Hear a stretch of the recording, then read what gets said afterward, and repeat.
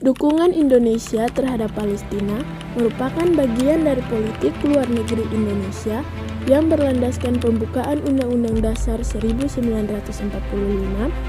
yaitu ikut melaksanakan ketertiban dunia yang berdasarkan kemerdekaan, perdamaian abadi, dan keadilan sosial.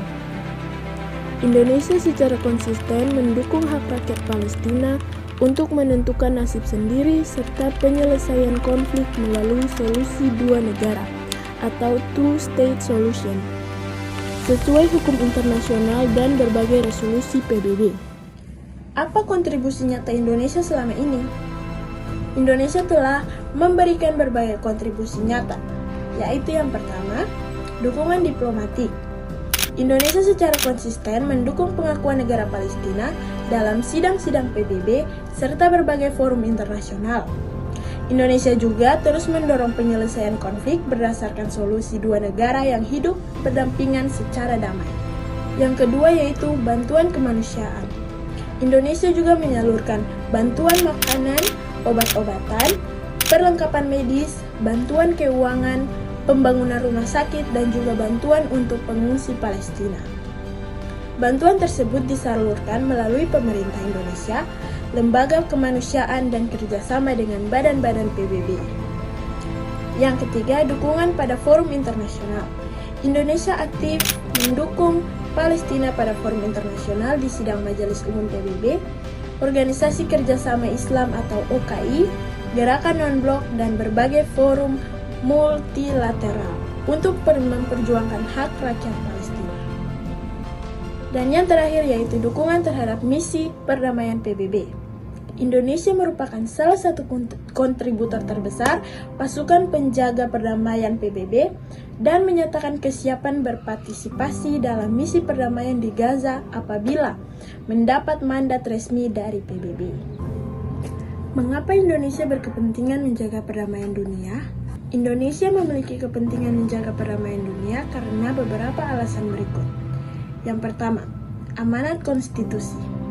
Pembukaan Undang-Undang Dasar Negara Republik Indonesia tahun 1945 secara tegas menyatakan bahwa Indonesia ikut melaksanakan ketertiban dunia berdasarkan kemerdekaan, perdamaian abadi, dan keadilan sosial. Amanat ini menjadi dasar kebijakan luar negeri Indonesia. Yang kedua, politik luar negeri bebas aktif. Indonesia menjalankan politik luar negeri bebas aktif, yaitu tidak berpihak pada blok kekuatan tertentu, tetapi aktif berperan menyelesaikan konflik internasional melalui diplomasi damai. Yang ketiga, mendukung hukum internasional. Indonesia mendukung pelaksanaan piagam PBB yang menjunjung tinggi penghormatan terhadap hak asasi manusia, hak menentukan nasib sendiri, penyelesaian sengketa secara damai, dan penghormatan terhadap kedaulatan rakyat. Dan yang keempat yaitu stabilitas global. Konflik berkepanjangan di Palestina berdampak pada stabilitas ekonomi, keamanan, kemanusiaan, hingga hubungan internasional. Perdamaian dunia menjadi kepentingan seluruh negara, termasuk Indonesia. Apa tantangan yang dihadapi Indonesia?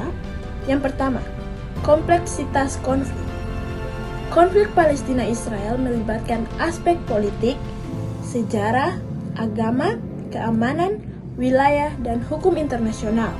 Karena itu, penyelesaiannya tidak mudah. Yang kedua, perbedaan kepentingan negara-negara besar. Keputusan internasional sering dipengaruhi kepentingan politik negara-negara besar, sehingga proses perdamaian berjalan lambat. Yang ketiga, keterbatasan pengaruh Indonesia. Walaupun Indonesia aktif berdiplomasi, Indonesia bukan pihak yang memiliki pengaruh langsung terhadap seluruh aktor konflik sehingga ruang geraknya terbatas. Dan yang terakhir yaitu tantangan penyaluran bantuan. Situasi keamanan di Gaza sering menghambat distribusi bantuan kemanusiaan sehingga bantuan tidak selalu dapat menjangkau masyarakat secara optimal. Bagaimana peran generasi muda dalam mendukung perdamaian dunia? Generasi muda memiliki peran penting. Yang pertama, meningkatkan literasi mengenai konflik internasional berdasarkan sumber yang valid. Yang kedua, menyebarkan informasi yang benar, dan menghindari hoax. Yang ketiga, menghormati keberagaman dan menumbuhkan toleransi.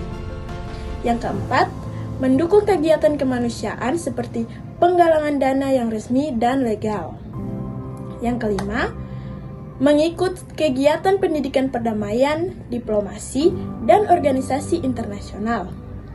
Yang keenam, memanfaatkan media sosial secara bertanggung jawab untuk mempromosikan dialog, perdamaian, dan penghormatan terhadap hak asasi manusia. Literatur mengenai pendidikan perdamaian menunjukkan bahwa keterlibatan generasi muda dalam dialog lintas budaya, pendidikan, dan aksi kemanusiaan dapat memperkuat budaya damai dan mencegah penyebaran kebencian.